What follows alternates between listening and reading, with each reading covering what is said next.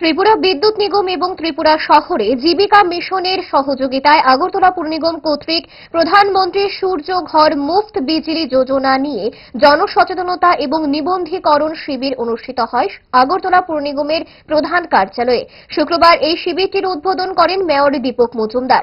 2024 সালের 13 ফেব্রুয়ারি প্রধানমন্ত্রী নরেন্দ্র মোদী পিএম সূর্য মুফত বিজলি যোজনার সূচনা করেন, যে প্রকল্পের লক্ষ্য আগামী 2030 সালের মধ্যে গিগাওয়াট বিদ্যুতের উৎপাদন পরিকল্পনা। প্রতিটি নাগরিকের বাড়ির ছাদেই এই সোলার বিদ্যুৎ প্রকল্প স্থাপন করা যাবে। এছাড়াও উপস্থিত ছিলেন পুর নিগমের সেন্ট্রাল জোনের চেয়ারম্যান রত্না দত্ত সহ বিভিন্ন ওয়ার্ডের কাউন্সিলর এবং বিদ্যুৎ দপ্তরের কর্মীরা। মেয়র দীপক মজুমদার এই কর্মসূচি সম্পর্কে শহরের নাগরিকদের মধ্যে আরও সচেতনতা বৃদ্ধির উপর গুরুত্ব আরোপ করেন।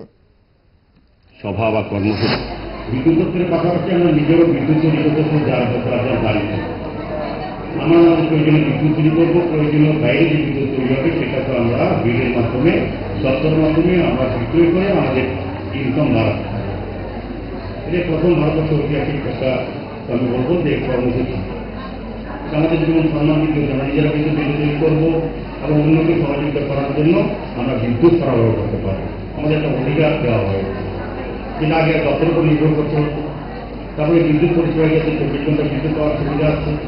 এই বিদ্যুৎ সংযোগের ক্ষেত্রে আমাদের দপ্তরের সঙ্গে সঙ্গে ওই বিদ্যুৎ দপ্তরের সঙ্গে পাশাপাশি ব্যাংকগুলি যে স্কিমগুলি দেওয়া আছে বিভিন্নভাবে এখানে আলোচনা করছেন। আমার আলোচনা হয়তো দরকার করবে না, আপনারা যারা এখানে কাউন্টার খোলা আছে এখান থেকে আপনারা সংগ্রহ করবেন। আপনাদের সুবিধা মতো আপনাদের যতটা প্রয়োজন সেই ইউনিট অনুযায়ী আপনারা সংযোজন নেবেন। এখানে ভেন্ডার ঠিক করা আছে, ভেন্ডারের কাউন্টার খোলা আছে। আমরা সম্ভবত ওনারাও এটার দায়িত্ব নিয়েছেন।